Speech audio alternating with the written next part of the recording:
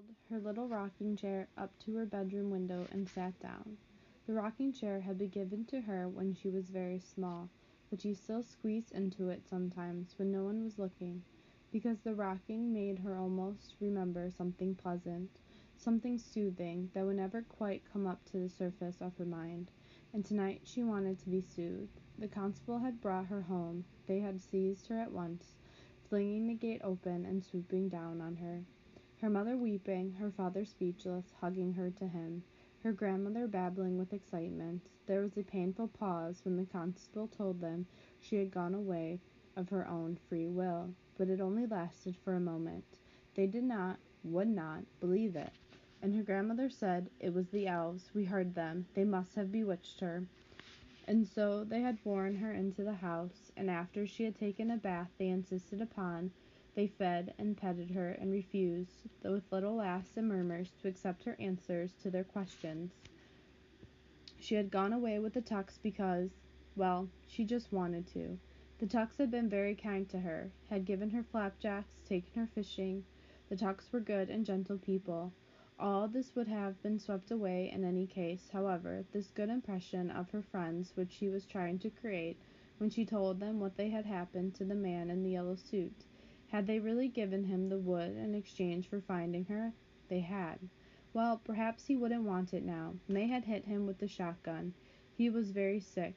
They received this news with mingled hope and horror, and her father said, "I suppose the wood will be ours again if that man should. That is, if he doesn't." "You mean if he dies," Winnie had said flatly, and they had sat back shocked. Soon after, they put her to bed with many kisses, but they peered at her anxiously over their shoulders as they tiptoed out of her bedroom, as if they sensed that she was different now from what she had been before, as if some part of her had slipped away. Well, thought Winnie, crossing her arms on the window-sill, she was different. Things had happened to her that were hers alone, and had nothing to do with them. It was the first time, and no amount of telling about it could help them understand or share what she felt. It was satisfying and lonely, both at once. She rocked, gazing out at the twilight, and the soothing feeling came reliably into her bones. That feeling, it tied her to them, to her mother, her father, her grandmother, with strong threads, ancient and precious, to be broken. But there were new threads now, tugging an instant, which tied her just as firmly to the Tucks. Winnie watched the sky slide into blackness over the wood outside her window.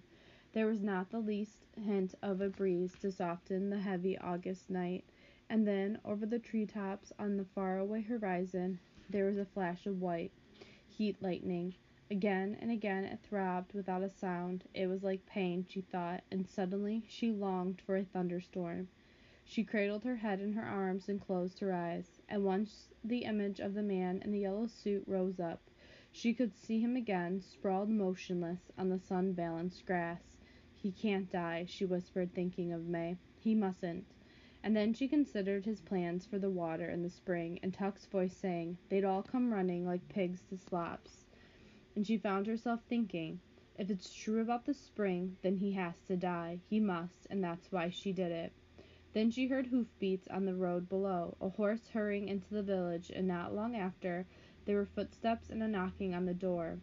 Winnie crept out of her room and crouched in the shadows at the top of the stairs. It was the constable. She heard him saying, "So that's right, Mr. Foster. We can't press no kidnapping charges, since your little girl claims there wasn't no kidnapping. But it doesn't matter now anyway. The jock just got back a few minutes ago. That feller, the one you sold your land to, he's dead." There was a pause, and the murmur of other voices. Then a match striking, the acrid smell of fresh cigar smoke. "Yep, she got him a good one, all right. He never even come to, so it's an open and shut case, since I seen her do it. Eyewitness, no question about it. They'll hang her for sure." Winnie went back to her room and climbed into bed. She lay in the dark, propped up on the pillows, and stared at the lighter square of her window, at the heat lightning throbbing. It was like pain, she thought again, a dull pain on the fringes of the sky. May had killed the man in the yellow suit, and she had meant to kill him. Winnie had killed a wasp once in fear and anger, just in time to spare herself a stinging. She had slammed at the wasp with a heavy book and killed it, and then, seeing its body broken, the thin wings stilled, she had wished it were alive again. She had wept for the wasp. Was May weeping now for the man in the yellow suit? In spite of her wish to spare the world, did she wish he were alive again? There was no way of knowing, but May had done what she thought she had to do. Winnie closed her eyes to shut out the silent pulsing of the lightning. Now she would have to do something. She had no idea what, but something. May Tuck must not go to the gallows. Chapter 22. Next morning, Winnie went out to the fence directly after breakfast. It was the hottest day yet, so heavy that the slightest exertion brought on a flood of perspiration and exhaustion in the joints. 2 days before, they would have insisted that she stay indoors, but now, this morning, they were careful with her. A little gingerly, as if she were an egg, she had said, "I'm going outside now," and they had said, "All right, but come in if it gets too hot, won't you, dear?" And she had answered, "Yes." The earth where it was worn bald under the gate was cracked and hard as rock, a lifeless tan color, and the road was an aisle of brilliant velvet dust. Winnie leaned against the fence, her hands gripping the warm metal of the bars, and thought about May behind another set of bars in the jailhouse. And then, lifting her head, she saw the toad. It was squatting where she had seen it first, across the road. "Hello," she said, very glad to see it. The toad did not so much as flick a muscle or blink an eye. It looked dried out today, parched. "It's thirsty," said Winnie to herself. No wonder. On a day like this, she left the fence and went back into the cottage. "Granny, can I have some water and a dish? There's a toad out front that looks as if he's just about to die of thirst." "A toad," said her grandmother, wrinkling her nose in disgust. "Nasty things, toads." "Not this one," said Winnie. "This one is always out there, and I like him. Can I give him a drink of water?" "Toads don't drink water, Winifred. It wouldn't do him any good." "They don't drink water at all." "No, they take it in through their skins, like a sponge when it rains." "But it hasn't rained forever," said Winnie, alarmed. "I could sprinkle some water on him, couldn't I?" "That would help, wouldn't it?" "Well, I suppose so," said her grandmother. "Where is he? In the yard?" "No," said Winnie. "He's across the road." "I'll come with you, then. I don't want you leaving the yard alone."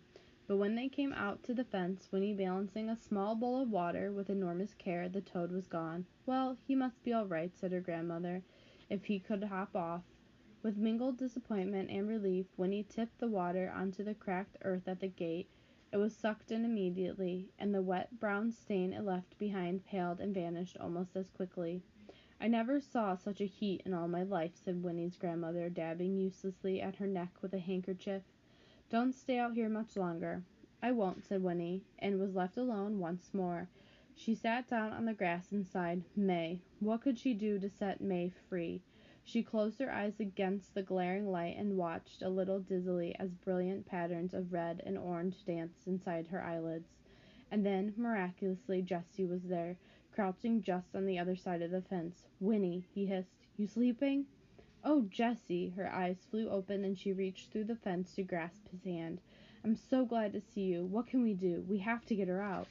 "Miles has got a plan, but I don't see how it can work," said Jesse, speaking quickly, his voice almost a whisper. "He knows a lot about carpentering. He says he can take Ma's window frame right straight off the wall, bars and all, and she can climb through. We're going to try it tonight when it gets dark. Only trouble is, the constable keeps watching her every minute. He's so darned proud of having a prisoner in that new jail of his. We've been down to see her. She's all right. But even if she can climb through the window, he'll come after her soon as he sees she's gone. Seems to me he'll notice right off. That don't give us much time to get away. But we got to try it. There ain't no other way. Anyhow, I come to say goodbye. We won't be able to come back here for a long, long time, Winnie, if we get away. I mean, they'll be looking for Ma. Winnie, listen. I won't see you again, not for ages. Look now. Here's a bottle of water from the spring. You keep it. And then, no matter where you are when you're 17, Winnie, you can drink it. And then come find us. We'll leave directions somehow. Winnie, please say you will." He pressed the little bottle into her hands, and Winnie took it, closing her fingers over it. "Jessie, wait," she whispered breathlessly. For all at once she had the answer. "I can help." When your mother climbs out the window, I'll climb in and take her place. I can wrap myself up in her blanket, and when the constable looks in, he won't be able to tell the difference. Not in the dark. I can hump up and look a lot bigger. Miles can even put the window back. That would give you time to get away. You'd have at least till morning."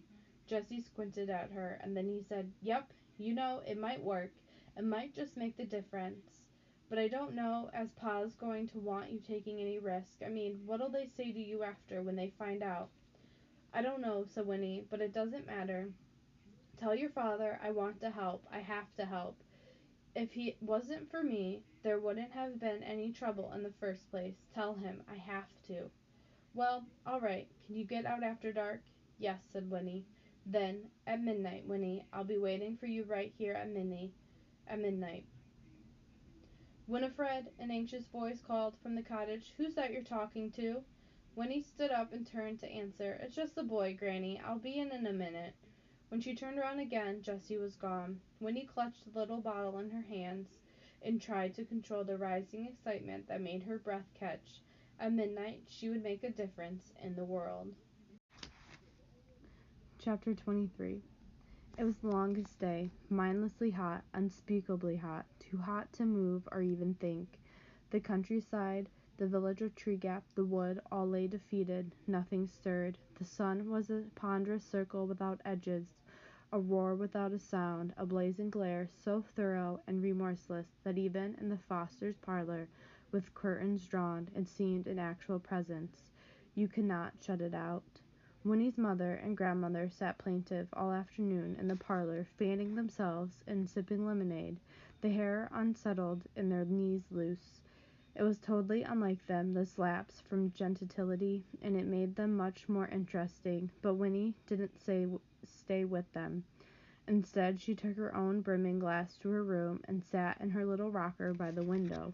Once she had hidden Jessie's bottle in her bureau drawer, there was nothing to do but wait. In the hall outside her room, the grandfather's clock ticked deliberately, unimpressed with anyone's impatience, and Winnie found herself rocking to its rhythm, forward, back, tick, tock, tick, tock.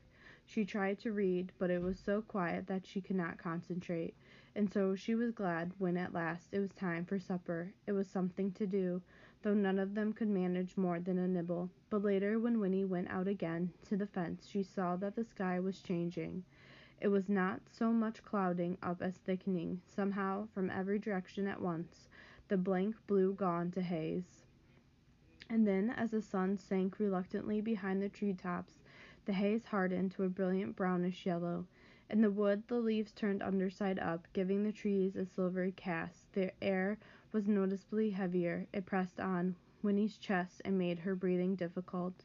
She turned and went back into the cottage. "It's going to rain, I think," she told the prostrate group in the parlor, and the news was received with little moans of gratitude.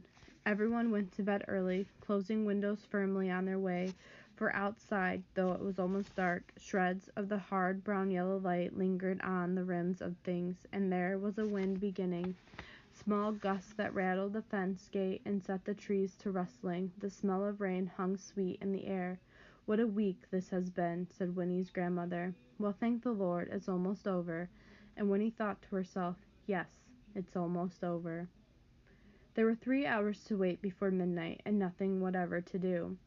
Winnie wandered restlessly about her room, sat in her rocker, lay on her bed, counted the ticks of the hall clock.